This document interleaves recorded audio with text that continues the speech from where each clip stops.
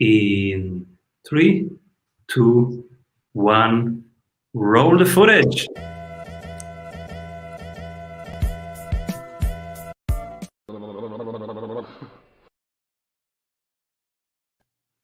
Hello, everybody. Welcome to the Strategy Show. I'm your host, Simon Severino. Today, we have with us the president of Cape Point Advisors, the Innovator-in-residence at Marquette University, the co-inventor on 25 patents on LED and other light-related technologies, writer of a lot of books. His latest book just came out and is called The Innovator's Spirit. Welcome, everybody, Chuck Swoboda. Well, Simon, thanks for having me here today. I'm looking forward to talking with you.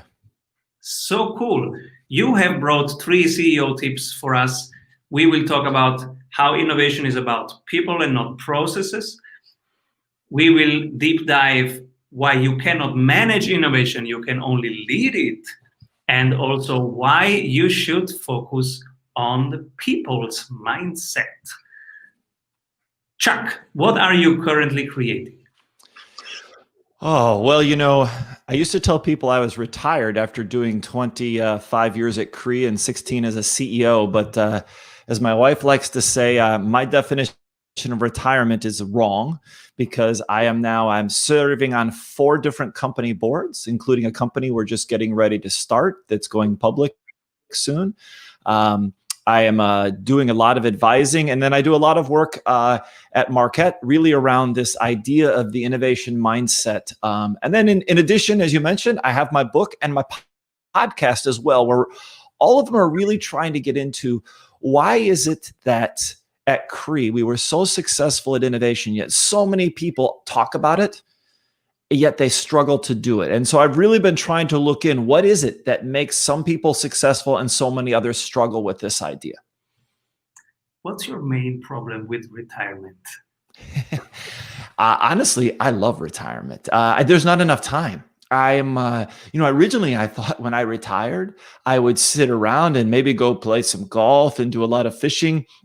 Mostly what I end up doing is finding all kinds of new, interesting problems to work on. And so I'm actually quite enjoying it because I think the nice thing about retirement is when you're the CEO of a company, you have one set of problems and all of your energy goes into just those problems every day. But in retirement, I can, in the morning, work with one company and help them with their challenges. And then in the afternoon, a different company. And in the evening, a friend might send me a note asking for some help and I can work on that. And so I kind of have this unlimited ability to take on new problems, which come to find out is actually what I enjoy doing the most. Cool. So let's unpack your CEO tip number 1. Why innovation is about people and not process. So, so often, you hear people use the word innovation. And, the reason I wrote the book is that everything else I was reading about innovation is follow these steps and you'll be innovative. It's a tool set. You go down this path and, it's like being a chef, right? I'm not a great chef, but I can follow a recipe and make something that tastes pretty good. I just followed the directions. But that's not innovation. That's doing what someone's already done. Innovation is something new, solves a problem and creates value. So if you really want to do something that's never been done before, you have to realize that it's not the process that matters. It's about the people. It's how you think is more important than what you do. And so what I found is if you can get people with this mindset, this way of thinking correct, you can get them to do almost anything. You can teach them process.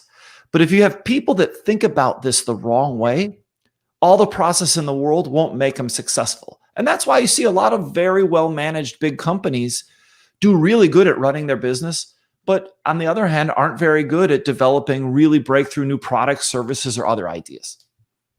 How many people in one team need to be innovative? Like, do you have the ones who think big and then the other who need to really to execute it? Or should everybody be in an innovative mindset? Do they come with a mindset or do you train that? Those are 2 great questions. So do they come with it or do they train it? So let me answer that one first. I think that when we were building Cree and we were trying to go really fast, we would actually interview people to see if they had the mindset. So I actually came up with a technique, what I called my UFO test, where I would ask these 3 seemingly unrelated questions, really to try to understand how comfortable someone was with this idea of dealing with uncertainty, how comfortable they are with this idea of failure. In other words, were they afraid of it, or could they deal with it and move on? And the last one was being able to own results that they really couldn't control. So to me, I was looking for them to have it. Can you learn it? Yes. But the trick for most of us is that if you want to learn it, you can't just read about it. You have to experience it. So to give you an example, one of the things great innovators can do is that they're not afraid of what might happen if they fail. They actually see failure as something you learn. Okay, well, that sounds really nice, but how do you get someone who's been trained their whole life to get the right answer? And so what we would do is we would actually take high potential employees and we would put them in jobs where we were almost guaranteed that they weren't going to get to their goal. And what we found is that if someone survives that experience and they realize, wow, I may not have gotten to my goal, but I did far more than I thought I would have otherwise, they're less afraid to try it again. And so that's what we were testing. So I think you can learn it, but it's through experiences, not just through talking about it. Because it's interesting when I think of our team and how we innovate. So every time I start something, I think this time we might fail. And that's how we started. But nevertheless, we write down some numeric assumptions. We try to have some very quick KPIs to get 3-4 days of validation period so that we know if there is some meat on the bone, and then we continue or discontinue. But thinking of creative people, because, for example, I am so creative, I have so many ideas per day that if I don't stop myself, I make everybody crazy. Because we say on Monday, these are the 3 things we're going to do. And then on Thursday, I have a new idea coming out after a run. 2 things combine in my mind. I'm like, oh, this is the way.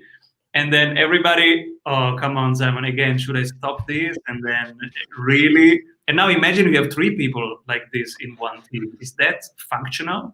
So look, I think there's a difference. So I think clearly if you get a bunch of creatives together that keep coming up with ideas, you have to have some ability to say which one is most important. I think the first thing you identified, though, is something really important. You're comfortable taking an idea and let's try it and let's see what happens. You get excited about what you're going to learn from it. So you're more interested in that it might work instead of that it might not work. Most people who are trained in a traditional business culture are actually more worried that it might not work, right? So we're trying to get past that. But in your situation, yeah, if you fill a room with creatives, you want a group of people that have complementary skills, but I think they all have to have the innovative mindset, but they're not all coming up with 3 ideas at the same time. In other words, I think there's a difference between creativity and innovation. You also want some people to say, okay, which one is the best idea? Let's debate it. We're going to pick the best one and we're going to try that first. Because what you find is that people often confuse innovation with creativity or invention. And both of those are important. But remember, the innovation doesn't count unless that idea actually solves the customer problem and then goes out and creates value. So you have to have people that are interested in the value creation process, not just the idea process. And so what I would try to do is put some creatives, but also some people that are just as passionate about the commercialization. How do we prove that a customer loves it? So, for example, there's a famous quote from Thomas Edison that he said, what he viewed as success was if someone would buy his thing, because his point was when someone would actually pay for it, that he knew that he created utility. And that's what his goal was, not just the idea. And let's face it, he had lots of ideas. So I think you have to find a right balance and you have to focus and pick one. So we actually had a formal, way of looking at this at Cree where we would say, okay, take all the ideas. We're going to choose one. And until we get a result from that one, we're not going to start the next one, because what happens is when you try the first one, you usually learn something that tells you, hey, I might do the second one, but I'm going to do it differently. And I think you don't want to lose out on the fact that you're getting new information all the time. So if you keep starting them all at the same time, I mean, I may have been accused a little bit of your behavior in the past, so I kind of can relate to this. I think it's almost making sure you have them, everyone start on the best one first. Because honestly, if you just, it's not about more ideas, it's about the best ideas that actually solve a problem. Thank you. Before we go to the second CEO tip, you cannot manage innovation, you can only lead it. We move to the segment that we call the Strategy Award.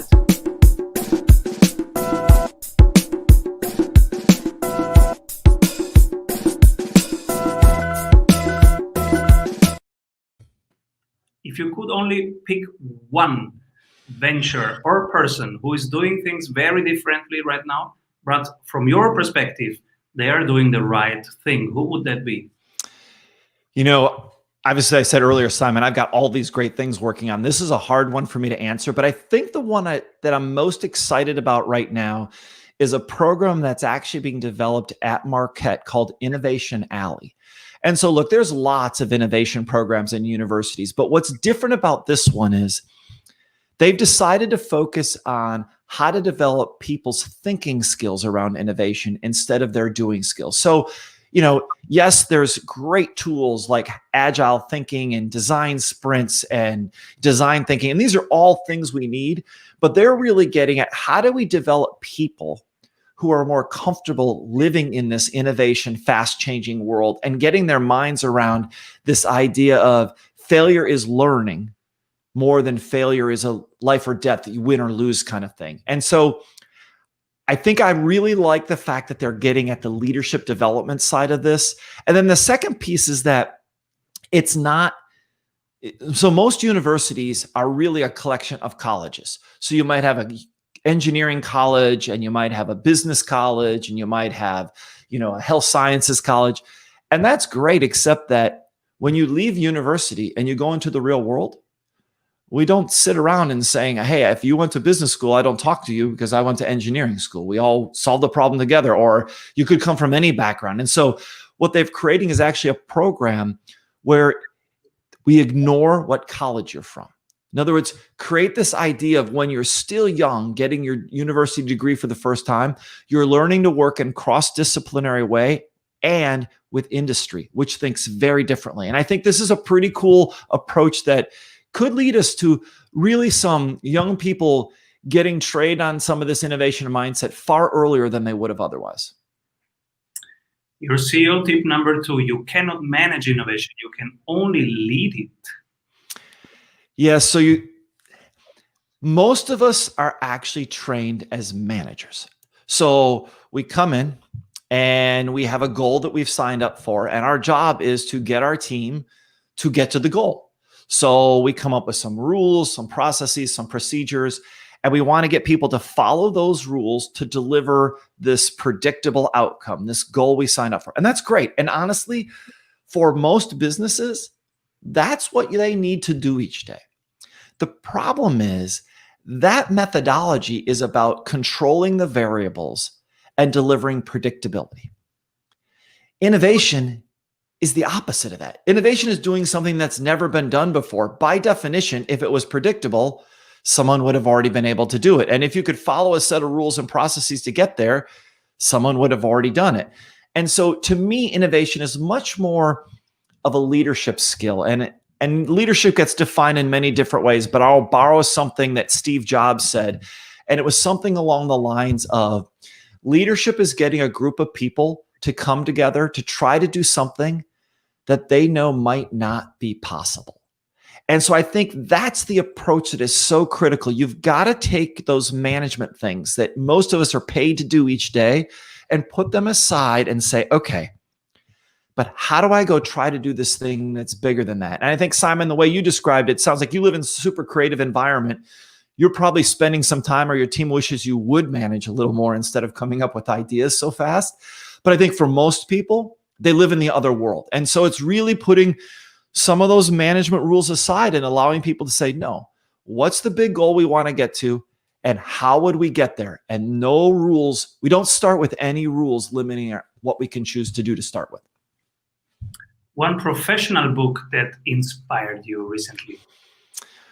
Wow. So I've had a lot of books that inspired me. I think that, in my life and innovation, probably the book that inspired me the most came out in the late 1990s, and it's called The Innovator's Dilemma by Clay Christensen. And when I read it the first time, it was just an interesting story to me, and come to realize I would spend the next 20 plus years of my life living out chapters he never wrote. Because it's really about why really well managed companies often fail when it comes to disruptive innovation. How does Kodak invent digital photography and then go bankrupt because of digital photography? And so it's really getting at what are the human issues. And if you look at what most people struggle with, it's the systems and things that we put in place. And so to me, that book had just a tremendous impact on my career and how I thought about innovation. Really got me for the first time thinking that we're really solving a people problem, not a process or a technology problem. What did you try out from that book, and how do you manage or escape the innovator's dilemma? So early on, I was with the small company. When I started at Cree, we were a 30-person startup, right? So we weren't a big successful company. So in the beginning, the way we used it is it helped us understand how to think about these other companies. So when we first started developing LEDs, we had this idea that someday they could replace lighting, but we're this tiny little company, and there are these giant lighting companies out there, Osram Sylvania and Philips and GE. And we're like, they must know something we don't know, because we're the small young guys and they're the experts for 100 years. And what the book helped me realize is that even if they were the experts in lighting, you could see the problem they were going to have when the technology changed, because their business was built around their expertise. And when that expertise changes because of the technology, all those rules and things that made them good at what we're going to have to change. And it was going to be hard to do that. So it helped me see where the market opportunity was. Later on in my career, when Cree got bigger and more successful, we started to have the innovator's dilemma to a lesser degree. And it was a great reminder to me that you have success and you invent something really cool and you're very proud of it.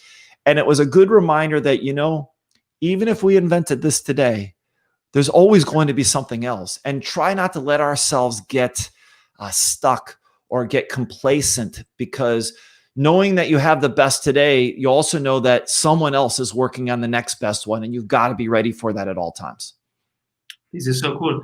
The difference between knowing the path and going the path. Yes. We have an accelerator of 90 days, and we help early stage companies grow and scale. And one thing that we teach them is you can challenge Goliath, because they get their numbers 3 months later than you. So you can test in 3 days. They need 3 months before they get the numbers. Their CRM system is telling them a lot of things, but much too late. And if they want to experiment, they have to talk to 3 committees. You can do it in 3 hours with $100.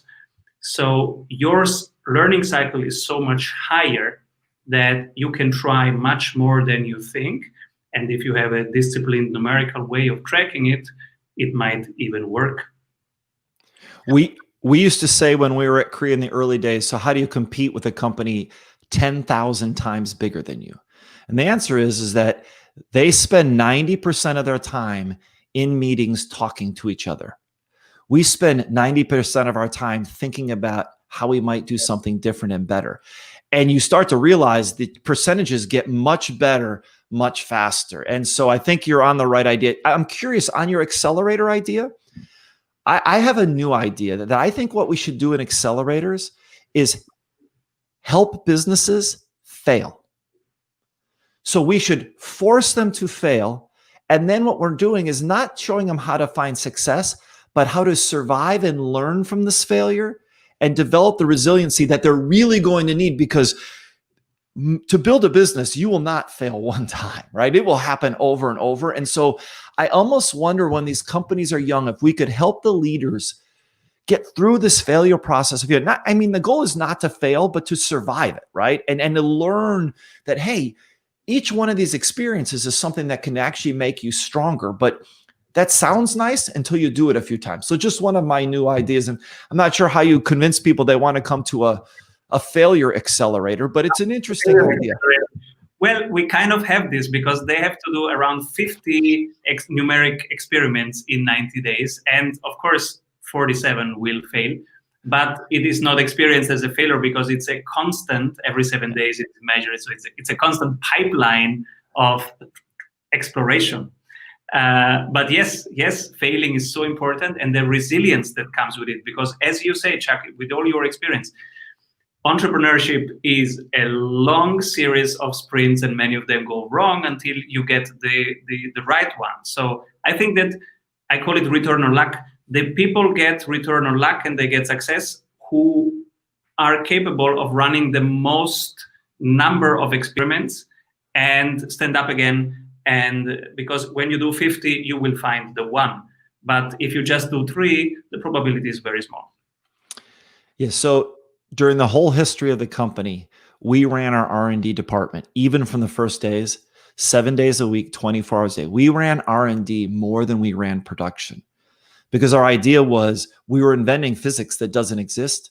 You have to try things and you have to learn. And you have to have people, though, that are very comfortable looking at the results and not saying it didn't work, but saying, what did I learn? How do I use this for the next one? I think that's harder to do for some people until they get practice at it, because that's the power of it. You know, you can't make a plan to invent something. You can have an idea and then you try it. Oh, this is true. Oh, this is not true. How would I change it the next time? And so this idea of being able to move fast and keep iterating and trying ideas, I think, is critical. This is strong. So removing the part that says, I failed or we failed, and just going through, okay, what did we learn? What's next? How do we tweak the experiment for the next round? Powerful. Your CEO tip number 3 is that we should focus on people's mindset. Why? So this is a little bit related to what we were talking about earlier, but so successful innovation, what I saw over many years, is that it requires people to do things, to have a behavior that's different than what they've been taught. And, you know, one of the things you have to realize is the reason we behave in certain ways or take certain actions is really rooted in our belief system. So you have to get it. What do people fundamentally believe? And so, you know, the challenge we have is that most of our beliefs are a function of whatever experiences we've had. And so, you know, if you're dealing with young employees, it's how they grew up. And, you know, they've been trained typically to avoid risk instead of taking risk. They've been trained that, hey, you should go out and find the best practice and do that. But reality, best practice makes sure that you cannot be better than the other guy. It makes you equal. It can't make you better. It's already been done before. So if you want to pursue innovation, you need people that always believe there's something better and are looking for that better way. And probably in these times, I would say that they look at a crisis, and instead of seeing the problem, which there certainly is in a crisis, they realize that there's this tremendous opportunity, because in a crisis, all the rules go away. And now we have the ability to try stuff that in a normal time, most of us don't want to do. So I think I was looking for people ideally that already had some ideas that thought this way. And so, you know, when I'm sitting there trying to figure out, could they do this job?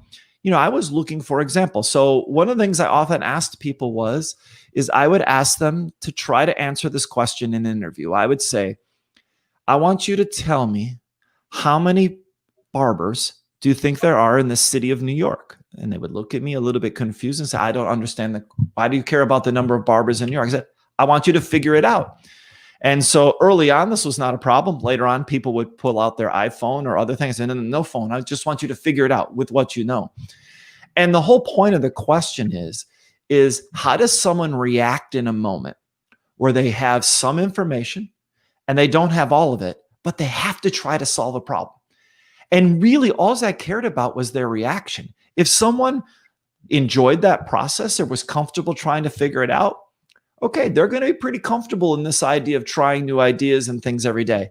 If someone was really uncomfortable, we might hire them, but not for innovation.